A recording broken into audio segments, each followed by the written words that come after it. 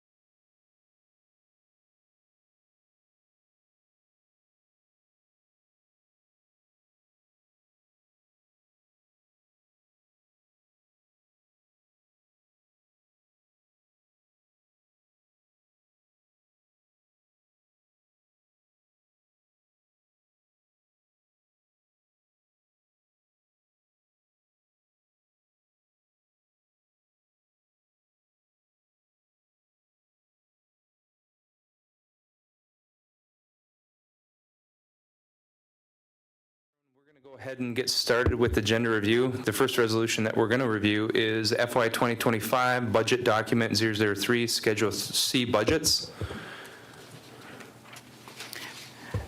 This is Schedule C budgets. There's 124 budgets that operate January through December. It's a total of $74,368,702. $25,220 is travel support. I don't know if we reviewed these last week, and if you have additional questions. Okay, any questions or comments for Jen on this resolution? Bridget? So Jen, this isn't a balanced budget, is it?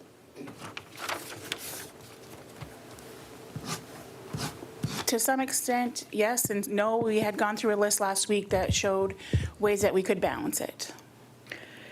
And so on here, there's two items, the BIA and the third party that we're using, but then there's still a gap that we're leaving open that we could do this or that, but it's not included in here, correct? Accurate. Thanks. Okay, Aaron? So when you say 25,000 or 25,220,356, that's travel support, but what makes up that travel support? What makes up the travel support is, well, currently, again, as Bridget had said, is in the resolution before you, we did add an additional paragraph, because when this was presented, we didn't just move everything to the BIA or to third party. We wanted you to be aware of it first, so we're going to do those administratively after those are approved.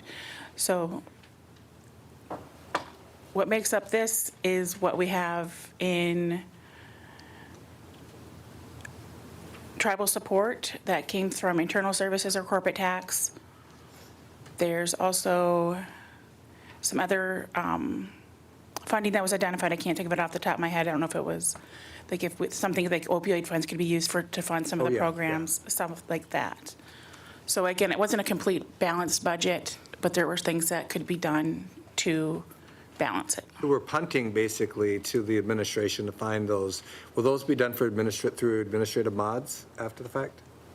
Just the BIA and the third party will. I mean, they'll come back to you. You'll see them after the fact. Okay. But I'm comfortable with the way it's drafted. I mean, the better way to do it would be to readjust the tribal tax so that the third-party revenue, so the travel support from enterprises and casino is reset from before the pandemic.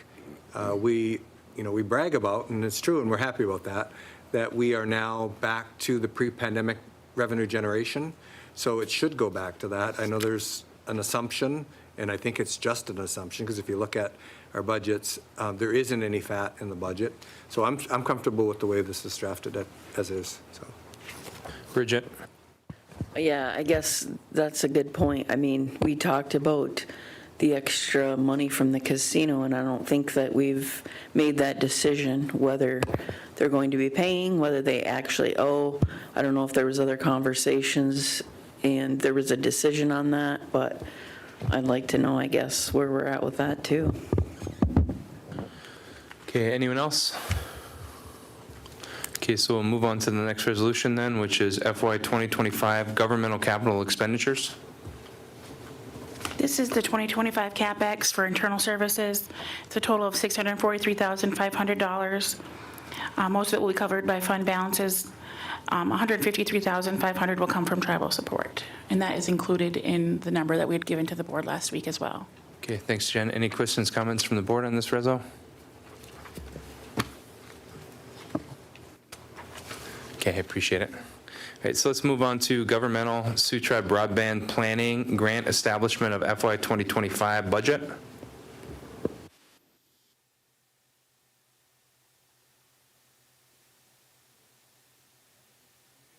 he was here earlier, wandering around in the halls.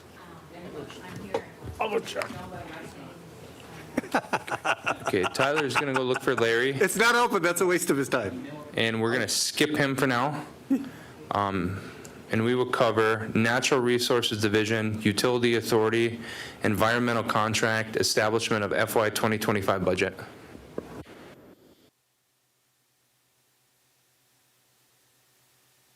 I don't know. I need, Maybe Oh. been taking the point that Danny has been involved. Go ahead, Robin. This resolution establishes a 2025 budget for cost center 4044 for the utility authority agreement, which will allow the environmental health scientists to maintain all water sampling schedules for Hessel, Manistee, and Wetmore housing sites.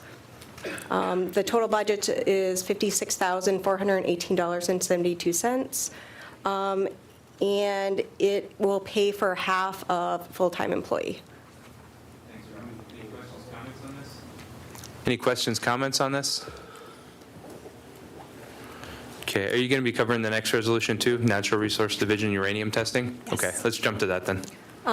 This budget involves contracting services to install under-the-sink reverse osmosis systems in 8 tribal member homes, 6 on Sugar Island, 2 in Sault Ste. Marie, identified in a prior grant funding testing as exceeding uranium limits set by the EPA. The contracting costs include post-installation testing to confirm system effectiveness. Additionally, this budget allows the Sioux Tribe to purchase each home replacement filters and membranes. The total cost would be $11,308.41 provided by IHS. Thank you. Any questions, comments on this? Okay, I appreciate it. Hey, Danny, can you unmute yourself for a second, please? Sure. So are you able to present on Sioux Tribe broadband planning, grant establishment of FY 2025 budget, or would Larry be better suited for that? If there's any questions in particular in regard to the grant application, Larry would be better suited to answer those, but I can speak to the functions of the funds, what we will be using the funds from the grant for. If you could, I'd appreciate it, and then I'll ask if the board has any questions or comments for you. So this was a grant Larry applied for and was successful in ascertaining. It will be to develop a broadband strategy for the tribe for the 7-county service area, which will ultimately roll up into what we are currently doing. We're piecemealing the strategy together right now between the USDA grants we have and other grants we are applying for. But this will focus resources on the overarching plan, more resources than we currently are utilizing. And there will be an RFP issued out. It's already drafted for these services. All right, thank you. Any questions for Danny on this? And I've been informed Larry's on his way. Okay, thanks, Danny. Appreciate it. And we'll circle back around when when Larry's back in the room.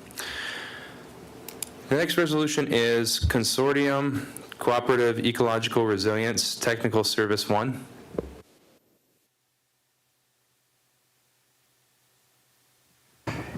Yes. Good. Am I good to go? Okay. Yeah, this is just a modification of our TFPA work with the Forest Service and our in coordination with the Natural Resource Division, and this just pays for technical services that Seeker is providing to the Natural Resource Division. Okay, thanks. Any questions for Eric?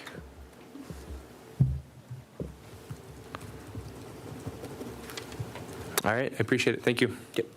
Oh, sorry, I should clarify, the resolution that I'm looking at actually has 4 different budgets on it. I just described the first one.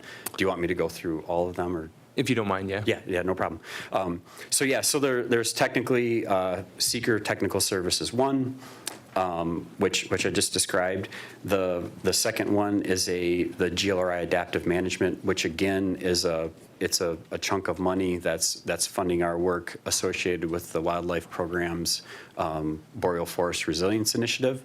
And again, that's $54,000 of federal dollars that is just supporting wages and salary and some supplies in Seeker. Again, no tribal support involved in that. There's the TFPA Ishkode 2. That's actually the technical services 1 phases out mid-year, and so that's just the second round of that funding, the second year. So there's $14,000 of salary and wages that will go on that. And then the fourth one is the bigger one, which is the new cooperative agreement that we just got pushed through with the U.S. Fish and Wildlife Service. That's a total grant package of $1.4 million. This budget just lays out the first $435,000, which includes wages. It includes a full-time research ecologist position in Seeker, as well as contracts in support of postdoc, as well as 2 PhD students that will be targeted towards tribal students at a university that has yet to be named. Okay, thank you. Any questions, comments? Okay, appreciate it. Thank you. All right, next one would be Enterprises White Pine Lodge FY 2025 budget modifications.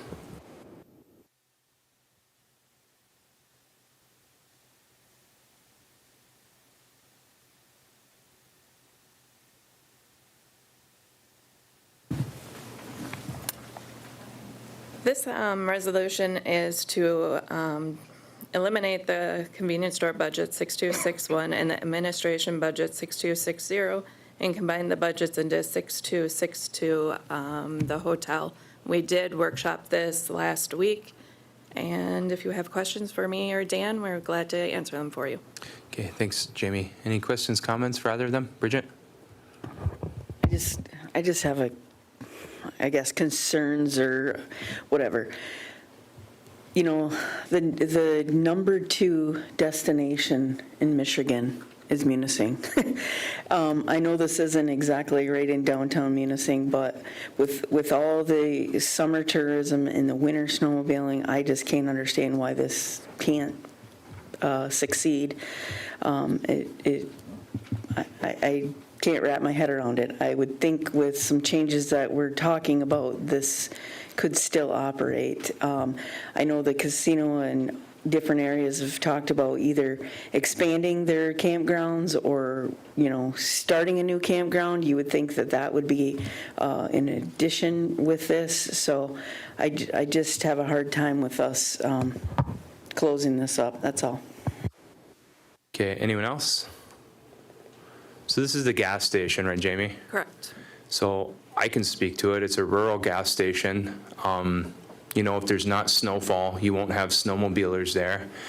And, you know, if you contract this discount out to a different gas station, tribal members get the full discount rather than our discount, which is applied after we increase gas by at least a dime or 15 cents. So I've attended the elder meetings with Tyler, the people that gas up over there. No one has any issue with this because they know if they go to Shell, which is where this discount will be provided, they'll get the full discount and then they don't have to drive all the way to Christmas. They can stay in Munising. So it's a no-brainer. I mean, we should be fluid with our businesses. Some businesses make money, some don't make money. And the ones that don't make money, they just drag this tribe down. I think there's a couple people that work there, but I've been informed that no one is displaced. We have tons of different positions available in the tribe, and if they want to continue to work with us, they can. So, Tyler?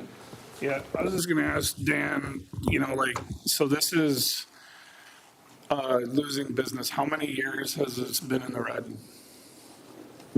After you apply your tax code, the gas station has never had a profitable year, a net profit, since we owned it. Now it's went up significantly after we increased those hourly wages to $3 an hour, and other more team members took advantage of the medical benefits. But if you look at the after-tax, you know, net profit, it's always been operating at a loss, offset by the hotel operation, which just to follow up on what Bridget said, it is a successful area. There are some other successful hotels in that area, and they're focusing solely on hotel operations. So that was when we made the decision after our discussions and workshop to refocus our energies on a hotel-focused model as opposed to a hybrid C-store hotel. And then one other question. So if we have, and I'll probably ask you this again tonight during the meeting, if we have a tribal member that believes they can make that a successful business, does the tribe have an opportunity to lease out the space to them to independently operate from the motel? Yeah, that would be a discussion that we would have, but I don't see why we wouldn't be open to that, Tyler, right? To lease the space out if somebody operates without tax constraints and other issues we experience, the operational costs that we would experience that a small sole proprietor would not, being the right person. And yeah, that's a discussion worth having. Okay, thank you. Lana? Yeah, I think I asked the question last time, and just to refresh, we had 6 employees up there that all took the medical benefit, correct? There were a number of employees receiving medical benefits, correct. So if we, I'm sure in your guys' discussion, we're not in privy to those meetings that you have to discuss, how you want to move forward with management or strategic plans or marketing or anything like that for a business. So I'm not sure, how what you guys talked about, but was there discussion on, if you just do the rough math of it, 6 employees at what is the fringe, what do we pay for medical per team member? The 80%.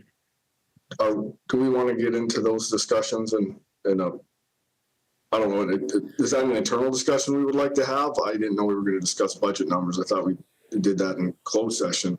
It's a significant cost.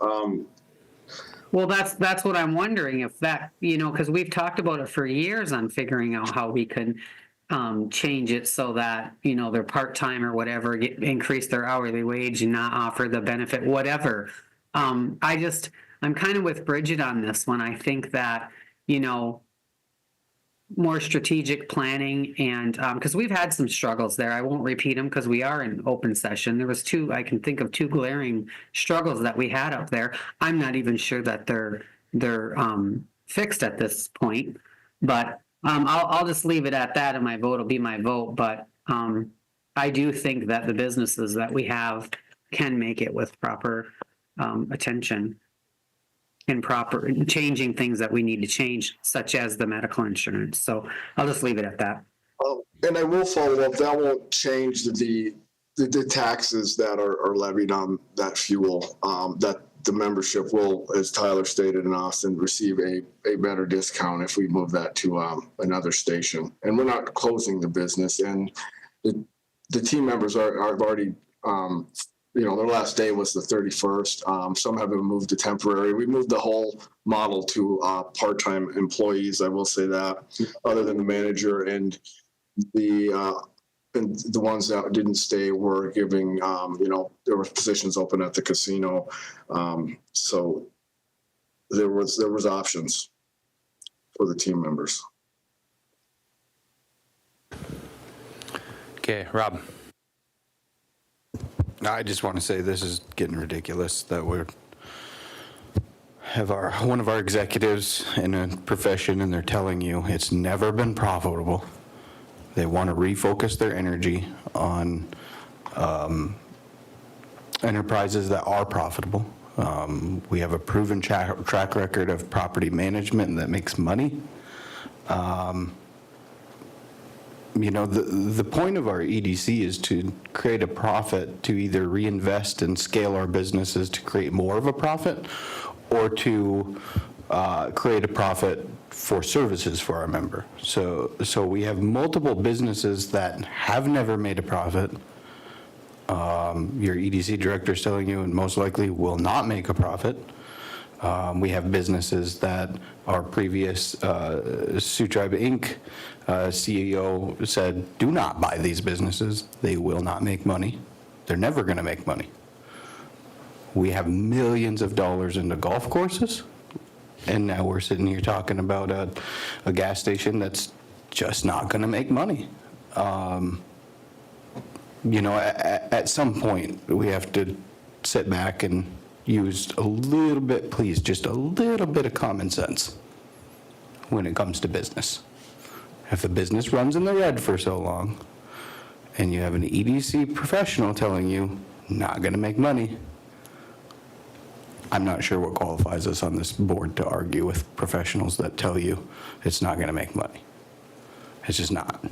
So let's stop having this idea where we get emotionally attached, and I will use the term because that's what it is at this point, to businesses that just aren't going to make money. They're not. So if the purpose is to provide a service, which would be cheaper gas, and it's taken care of at a different place, and we have no misplaced people, let these people do their job. Their job's to make money. Let them make money. Don't keep making them sink a bunch of energy into businesses that are never going to pan out. Otherwise, you're just robbing your people of services. Anytime these businesses run in the red, services gone, out the window. Not happening. Why are we handcuffing our EDC to pay bills because this board wants to hang on to businesses that don't make money? It's a slap in the face to your membership. Lana, then Aaron. Yeah, I don't think I was arguing with anybody. I was stating my position, and that's what I get to do. And just looking to see what else we can do to make them profitable is not arguing. So I take offense to that, and I take offense to the tone. Aaron. So maybe to say it less emotionally, we don't get enough money from the federal government to fully fund our tribal programs and services. We are entirely dependent upon generating revenue ourselves, which is primarily the casino. Economic development traditionally in the past has never been more than $1 million. So they've always been marginal. Our new strategy and the reconfigured Sioux Tribe Inc. Is intended to be more professional, more effective, not based on pipe dreams or just ideas that actually generate revenue. But what Rob said is absolutely true. Any money that we are wasting on businesses that are not in the positive is money that's robbed from, no pun intended, robbed from the programs and services of the tribe. We can't afford to do that. So one thing that we need to do differently as a body is to not have an emotional investment in businesses that are never going to turn a profit. We should not be embarrassed that we were led down a path to believe something would be profitable, and it's not profitable. A smart business decision is to cut your losses when you can. We don't have an unlimited amount of funds to keep subsidizing businesses that are not going to turn a profit. So it's the smartest thing to do to cut your losses when they are not going to generate a profit. We've had the EDC staff or the Sioux Tribe Inc. staff present to us certain businesses that we're doing, not only have never submitted a pro forma, a real pro forma, that shows that after the fixed costs are deducted, it'll eventually turn a profit. There are some businesses that we have asked point blank, will we ever turn a profit? Where the manager has said, no, we will never turn a profit. Then the question is it a sufficient service to spend $250,000 or $150,000, $200,000 on a business that employs maybe 3 Sioux Tribe members? So that doesn't make any sense. So I'm glad that the staff is coming to us, our EDC team, to say, we're cutting our losses at this point. This is the best economic decision for our tribe. And unless we're pulling the money out of our own personal pocket, we should be prioritizing tribal services and generating a profit, not keeping failing businesses open. Tyler. Yep, agreed. Good job, Dan. Thank you for bringing this to our attention. You know, this gas station operates out of Unit 5 in the Christmas area. I know that, you know, some people are attached to it in the community. Does it hurt the community? Yeah, it does hurt the community a little bit, but it's actually hurting the tribe far more trying to keep it open. Because just by closing this down, what Dan did was turn this business into a projected net loss, from a projected net loss to a projected net income. And if we look at this tribal-wide, you know, let's say we're missing out on a couple $100,000. If this business is losing $200,000 per year, that's $200,000 in investments Dan could be making in other areas, such as housing rentals, short-term rentals, other things that cater towards the actual tourism that the Munising area is getting. So I fully support Dan's recommendation, and I would support any recommendation that Dan has coming forward to close down losing businesses, because we just cannot operate this way. You know, I'm glad that he's able to save the hotel and make that into a successful model.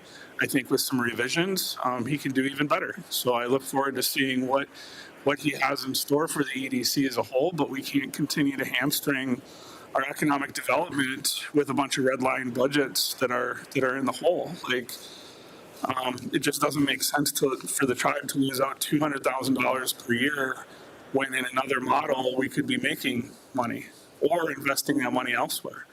So, and that's just an estimate, like whatever we're losing over the last several years or for however long we've had it hasn't turned a profit. Those are all potential business investments that we didn't make in the prior years, keeping that open. So I appreciate that, Dan. Okay, Rob, then Lana. I just want to clarify a couple things. One, I would like to clarify that I don't care if I offend any of you guys at all. I wasn't put here to be your friend, and I wasn't put here to fit in. I was put here to stop stuff like this from happening.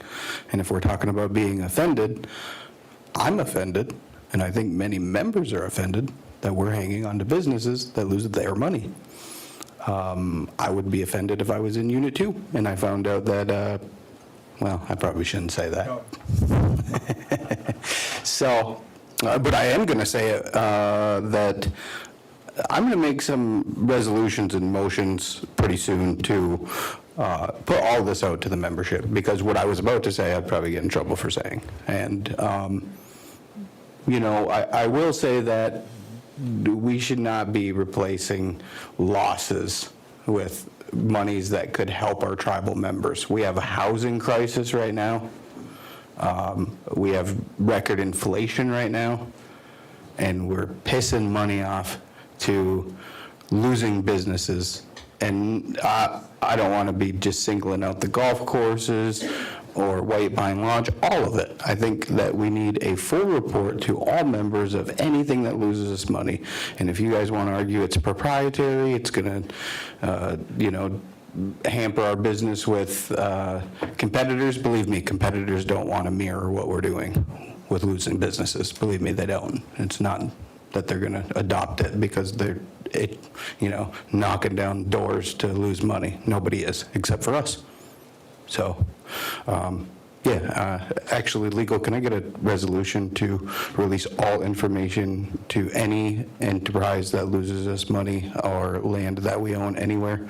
I just think that the members need to know how much we're losing, and I want it to be exact details, and I want it to be with numbers. Anything that loses us money, I want in a report, and I want it to go to the membership. Understood. Lana.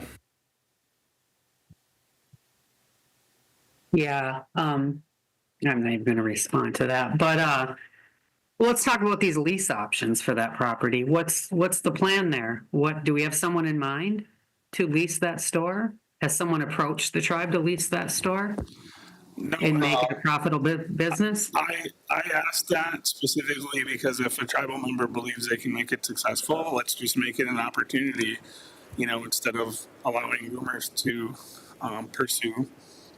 I know that Dan has reached out to somebody, and Dan, you can explain that.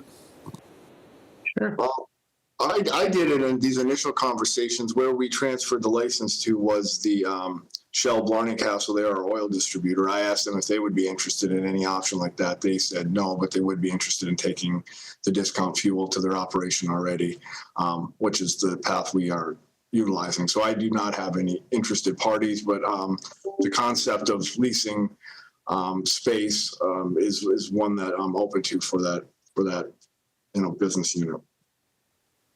So we're not in any kind of talks with a specific person to lease that property to make it a business? The only the entity I floated that idea by was the owner of that Shell station when we were discussing the fuel discounts, if they would be interested in anything like that, and they said no. Thank you. So Danny, Jamie, you guys run this business. Jamie, start with you. You okay with it closing? I have to take my heartstrings out of it, and if I do that, with looking at the financials, yes. What about you, Danny? Yes, the hotel has proven to be successful and carried the C-store from a profitability perspective. Once we focus our efforts on that hotel, this is the right commercial decision. And tribal members will be able to get a bigger discount at the gas station that we selected to provide this service?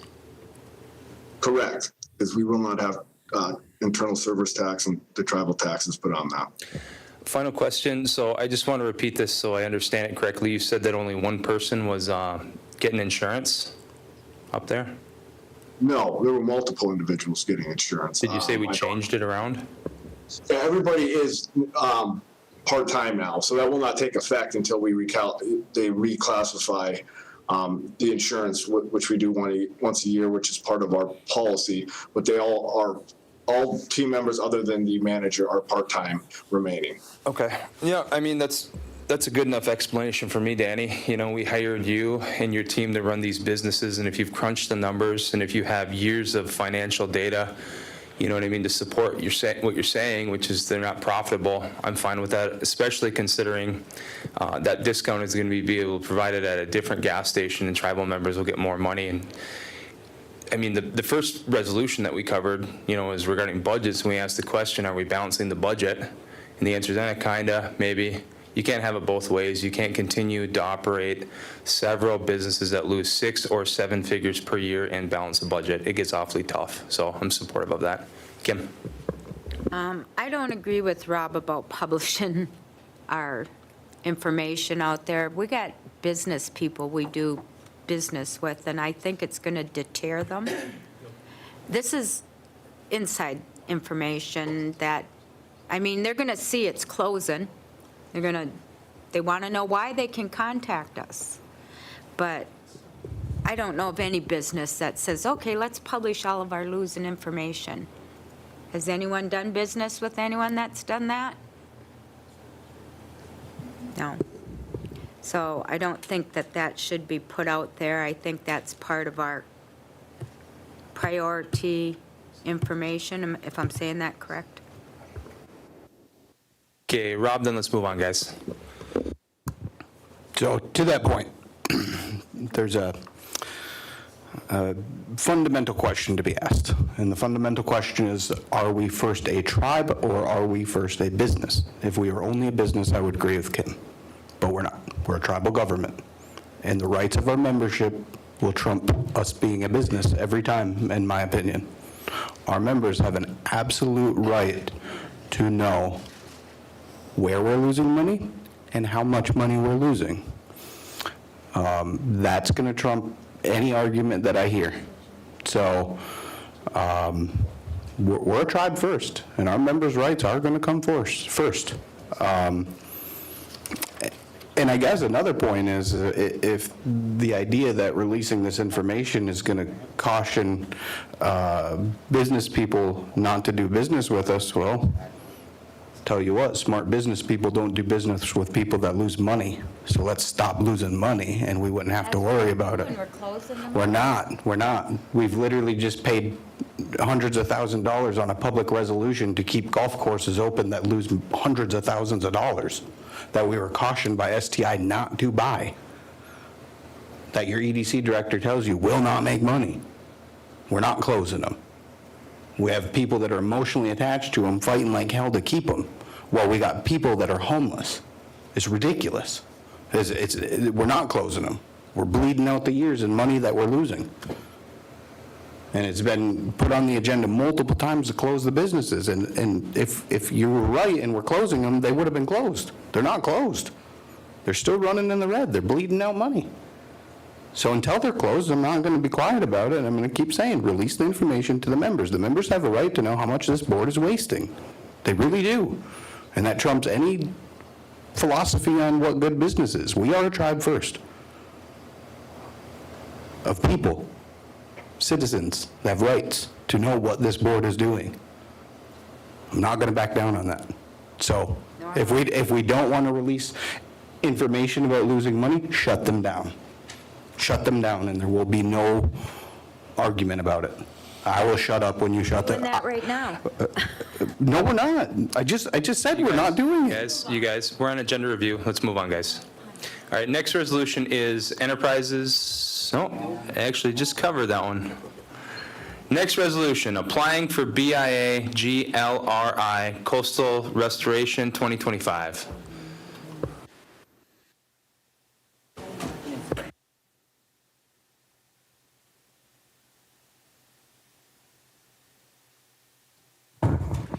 Okay, so we actually have 3 proposals under the same application document for the Great Lakes Restoration Initiative with the BIA funding. The first one is going to be the coastal restoration for 2025. And this project supports the Sioux Tribe Natural Resource Division expansion efforts in combating invasive species, defined as non-local beings, in the St. Mary's River through systematic surveillance and management. In parallel, the Sioux Tribe Natural Resource Division will investigate how wildlife, particularly secretive marsh birds and waterfowl, respond to these management strategies, gaining valuable insight into ecosystem dynamics. In addition, the Sioux Tribe will pinpoint key areas within the Great Lakes Basin for monoman wild rice restoration and take action to revitalize these critical habitats through seeding initiatives. Our full proposal is actually a 3-year comprehensive plan, but for this meeting, as a basic summary, that is our scope of work overview, and the total 3-year amount is $1,250,000. Personnel that fall into this category is a full-time biologist 1 and 2 and a part-time field technician. And then it includes 3 contracts for consultation that align with this. Any questions on the coastal restoration application? No questions, we move on to Fisheries. trees. We have a walleye and a whitefish application with the BIA, same funding source. For this one, we're requesting to support 2 critical native fishery enhancement projects. We seek $215,105 for the Sioux Tribe's Oga Walleye Hatchery and $1,314,638 for the Amatik Lake Whitefish Initiative called From Start to Finish. These grants provide 3 years of support, partially covering key personnel and operational cost for the walleye hatchery and fully funding the Lake Whitefish Initiative. The Lake Whitefish Initiative focuses on habitat restoration, research, and developing hatchery practices for species not traditionally reared in the North American hatcheries. Securing the funding will allow the NRD to continue essential fishery enhancement projects, ensuring substantial fish populations and economic opportunities for tribal members. Okay, thank you. Any questions, comments on this? All right, thank you, appreciate it. All right, so next resolution would be approval of contract award for reverse osmosis RO system installation project.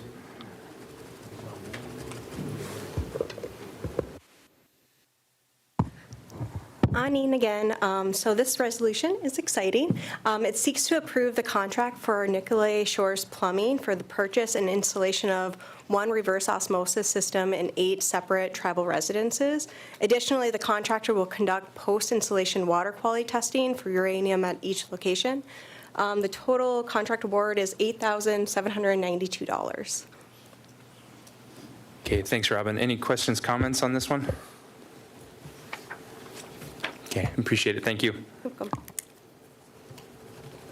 Next resolution is approving contract with Next Gen Healthcare.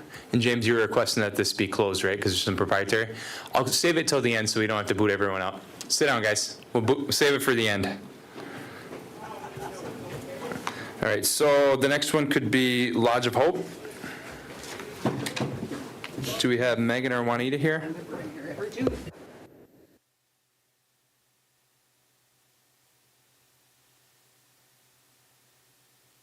Okay, go ahead, Megan. Hello. So what we have here today, as we know that in the governor's 25 budget, we were allocated specific funding to operate the shelter. What this resolution will do is to designate ACFS as a tribal lead agency to administer this funding and designate the chair or his designee to sign, negotiate, and execute the documents in order to receive this funding. Okay, I appreciate it. Any questions, comments on this? Okay, we can move on to the next resolution then, Megan, which is also Lodge of Hope related, but it's MDHHS. So one, the largest of the funding is coming from the Division of Labor and Economic Opportunity, and the second, The same resolution does the same thing, but it's with the Michigan Department of Health and Human Services. Appreciate it. Questions, comments, guys? All right, thanks, Megan. Next resolution would be acceptance of the tribe's 401K audit proposal. Bob?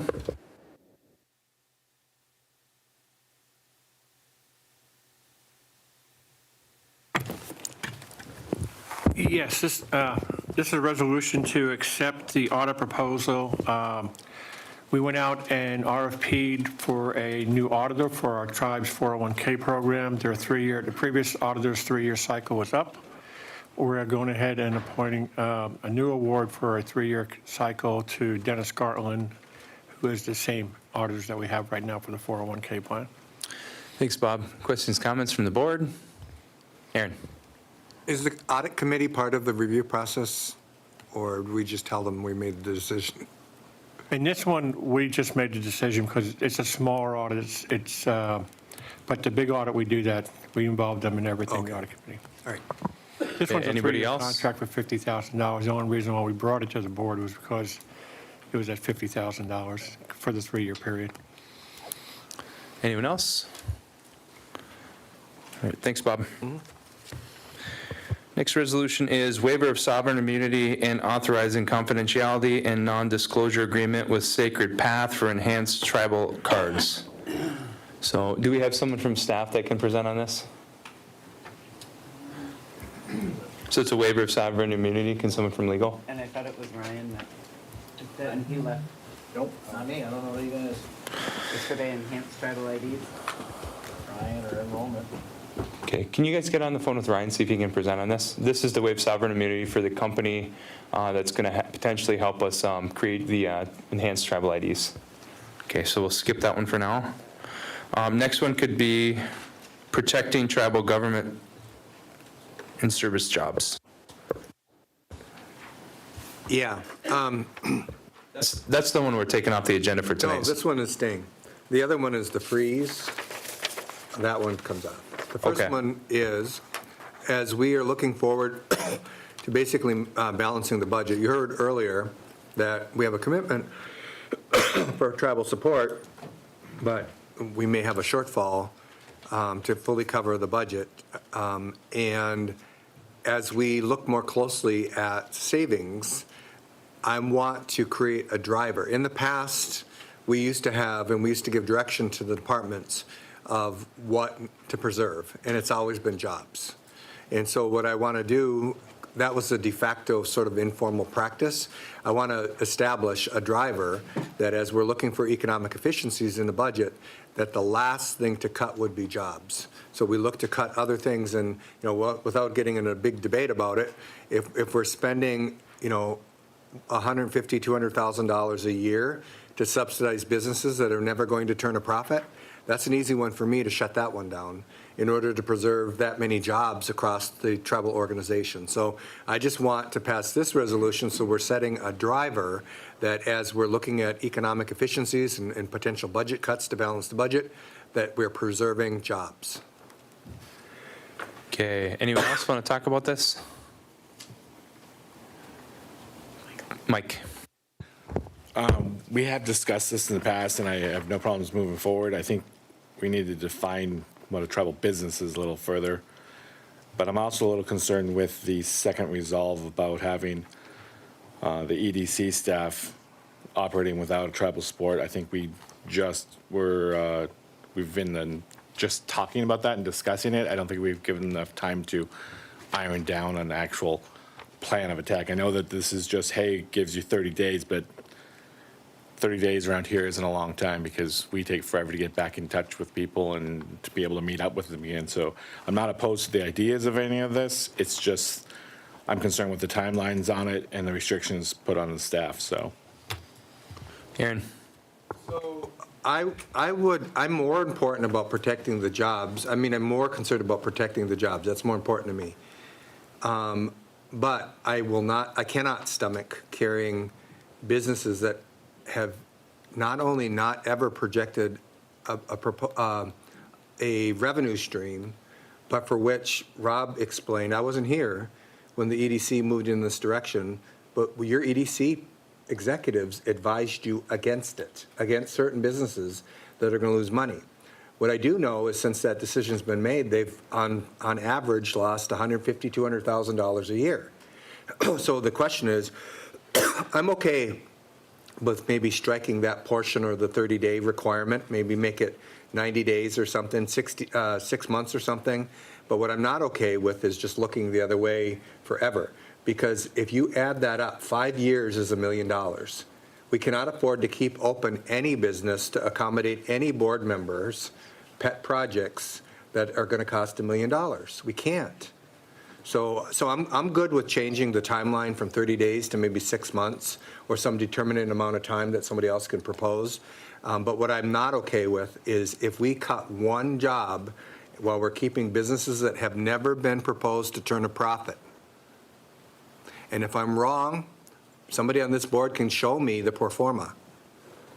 I'm not wrong on that because I've asked it. There is no evidence that certain businesses will ever turn a profit. So I'm agreeing with you. Maybe 30 days is too tight. Maybe we need some other determinate amount of time. Okay, anyone else? Okay, Ryan, I'm going to circle back to you. We're covering waiver of sovereign immunity and authorizing confidentiality and non-disclosure agreement with Sacred Path for enhanced tribal ID cards. Could you explain that resolution and if the legal department has any concerns waiving sovereign immunity to do business with this company? Yeah, and I apologize. I had to step out for a family thing quick, but I'll be back tonight. But so this is Sacred Path is a organization run by the butcher their name, the Pasqua Yukai tribe in Arizona, and they help. They're pretty much the only one in the country that they help other tribes set up and run their enhanced tribal card programs. And we did a lot of research on whether we could run ourselves or whether we should partner with them to kind of speed up the process and get established. And it was determined that we would ask the board if we could sign this non-disclosure agreement to get the full scope of how much it would cost to contract with Sacred Path to get our enhanced tribal card program up and running. They can help streamline the process with getting the MOAs signed with the federal government, the Department of Homeland Security. They can just help facilitate that process in a quicker way than we could do it in-house, since they have more inside tracks and more knowledge of how to set up these programs, including what kind of software we could use, either their own proprietary software, which we would license, or they can help create our own software, as well as all the hardware, obviously, that we'll need to print the cards. But in order to get the full scope and full quote, they require a non-disclosure agreement because we talk a lot about proprietary information with them, and they're disclosing a lot of their own software and secrets. And they want potential recourse if someone they're partnering with this non-disclosure to get the quote to start the program, disclose anything proprietary, which of course we wouldn't, but this protects them, and there's nothing monetarily involved at this point. This is just getting the bids, the exact bids and exact costs for the board of what it would take to partner with Sacred Path. But we would have access to a bunch of their proprietary information. The legal department has no concerns with entering into the waiver. It does waive for Arizona state and federal court, not their tribal court. They do all their waivers for the state and federal courts in Arizona, should there be a breach of confidentiality. But I don't foresee any issue with entering into this non-disclosure at this point, or waiving the sovereign immunity at this point. If we get to the point where we are contracting with them and they're requesting another waiver for the actual contract, we have to review that then and see if there's any concerns. But at this juncture, I don't see any concerns. Okay, I appreciate it, Ryan. Questions, comments from the board? Aaron? Okay, so I brought this one originally, part of it, to the board, but I understand once I brought it to the board that the board was already looking at it. We have been looking at it for about 15 or 20 years, and it became cost prohibitive at one time when we looked at it. But we do have some excess Rescue Act funds that could be converted so that we can use these. And I do think there's an immediate critical need to do this because I know some people are just poo-pooing this away, the sky's not falling sort of thing, but there is a threat to Indian people across the country for deportation. If you're light-skinned, and we have a lot of Sioux Tribe members that might have blue eyes, maybe you'll be safe. But if you're dark-skinned and if you live in Grand Rapids or Detroit, or if you live in Texas, there's a chance you could get deported. And if you get deported, it's not like you can just pull out your tribal card and say, I'm an Indian, because we don't have the information on the back of our own tribal cards that would satisfy that search. And you could get stuck in the deportation system, you could be detained, you could be put in whatever they're called, detention centers or whatever they're called.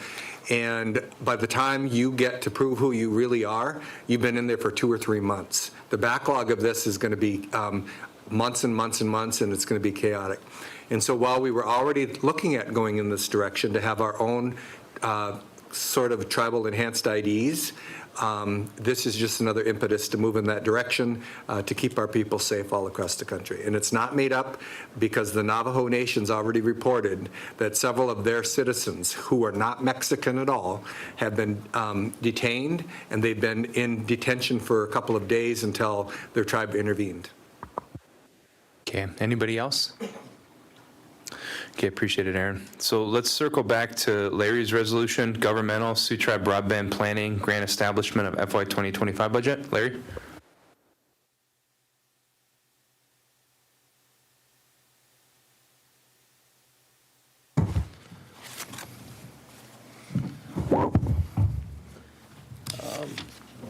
Yeah, thank you. This is to establish the Budget Cost Center for the National Tribal Broadband Indian Economic Development Grant, which essentially provides us with a feasibility study for broadband for all of our broadband planning activities. Okay, thank you, Larry. Any questions, comments from the board?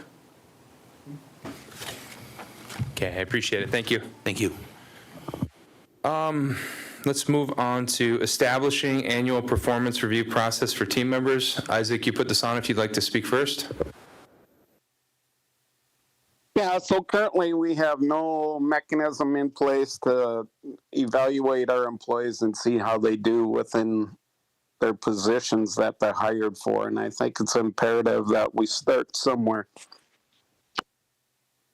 Okay, any questions, comments? Bridget? Well, I would like us to be able to meet with executive staff and get their input on this, because if this is going to be tied to raises or something, I think we need to figure that out. I understand that we should be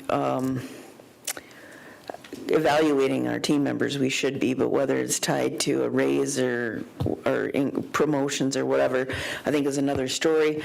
But I would like us to maybe table this until we can meet with executive staff and get all their opinions before we, make sure that there's even support to do it. Okay, anybody else? Going once, going twice? All right, James, if you want to come up. So this next one's closed just with just the board and staff.